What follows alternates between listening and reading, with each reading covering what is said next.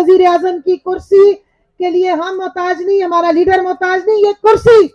عمران خان کی محتاج ہے. انشاءاللہ بہت جلد ہمارے لیڈر باہر آئیں گے, ہم سب مل کے انشاءاللہ تعالیٰ ان کی اسی طرح کی حلف برداری کی تقریب میں کھڑے ہوں گے اور نعرہ لگائیں گے, کون بچائے گا پاکستان. بات کروں گی, سب سے پہلے میں شکریہ ادا کروں گی رؤف حسن صاحب کا, ہمارے secretary information P T I, ان کے ساتھ ہمارے چیئرمین صاحب بیٹھے ہیں. اور میں آپ سب سے یہ ضرور بیان کروں گی کہ پاکستان تحریک انصاف ایک وہ طاقت ہے, ایک وہ سیاسی پارٹی ہے جس کو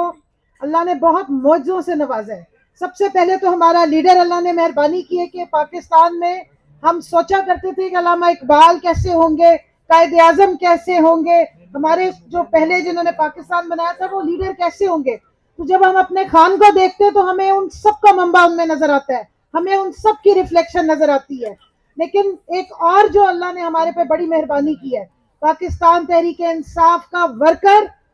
میں کہتی ہوں کہ اس کا کوئی مول ہی نہیں ہے. اس جد و جہد میں جس طرح ہمارے ورکر نے, جس طرح ہماری خواتین نے, جو آپ کا کردار ہے, میں آپ کو سلوٹ پیش کرتی ہوں. جس جگر کے ساتھ یہ لڑے ہیں اس آزادی کے لیے, اپنے ملک کے لیے, اپنی حقیقی آزادی کے لیے, جتنی انہوں نے قربانیاں دی ہیں, خاص کر ہماری خواتین نے, ہماری یوتھ نے, تو میں سمجھتی ہوں کہ خان صاحب کا وہ پیغام جس کا ذکر ہم علامہ اقبال کی زبان میں کرتے ہیں کہ خرد کو غلامی سے آزاد کر,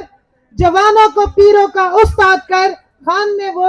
آپ کے اندر امنگ جگا دی ہے, اس نے خرد کو غلامی سے آزاد کر دی ہے. اب صرف حقیقی آزادی حاصل کرنی رہ گئی ہے. اور جو یہ سب بیٹھی ہے لیڈرشپ ہماری, میں ان کو سلوٹ پیش کرتی ہوں, جنہوں نے خان صاحب کی غیر موجودگی میں جب وہ جیل میں تھے اور ہم سمجھتے تھے کہ پتہ نہیں, ہمارے دشمن سمجھتے تھے کہ اب یہ پارٹی کیسے چلے گی, سلوٹ ہے ان سب کو کہ انہوں نے یہ پارٹی چلائی,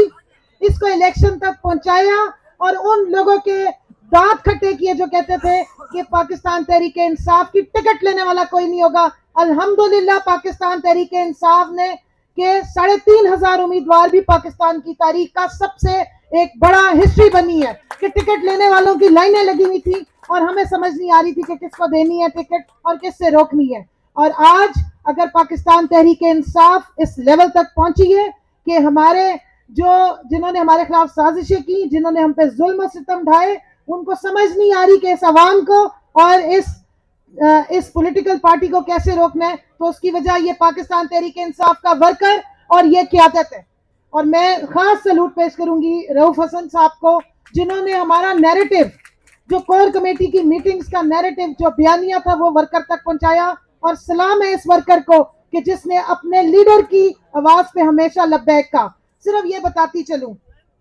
کہ ہمارے لیڈر کوئی اپنی ذات کی لڑائی نہیں لڑے, اللہ نے ان کو سب کچھ دیا ہوا تھا, وہ صرف اور صرف اس عوام کی آزادی کی, اس ملک سے غربت کے خلاف جہاد لڑے, جہالت کے خلاف جہاد لڑے, اور جو ایک غلامی کا توق ہمارے گلے میں جو ہمیں نظر نہیں آتا تھا وہ ہمیں اچھی طرح نظر آ گیا, وہ اس کے لیے کھڑا ہے. اور میں آخر میں صرف اتنا کہوں گی کہ محمد سے وفا تو نے تو ہم تیرے ہیں, یہ جہاں چیز ہے کیا لوح و قلم تیرے ہیں. ہمارا لیڈر اللہ کی مہربانی سے وہ لیڈر ہے جو دنیا میں ناموس رسالت کا محافظ بھی بنا. اسی مارچ کے مہینے میں 15 مارچ وہ دن ہے جس کو ہم فخر سے مناتے ہیں. تو جس نے محمد کی محبت پوری دنیا میں اجاگر کی ہے, بتایا ہے کہ ہمارے نبی کی ناموس کی حفاظت کرنی ہوتی ہے, ہمارے دل دکھتے ہیں, اللہ نے اس سے تخت و تاج لے کے بھی اس کو لوگوں کے دلوں میں حکمران بنا دیا ہے. یہ وزیر اعظم کی کرسی کے لیے ہم محتاج نہیں, ہمارا لیڈر محتاج نہیں, یہ کرسی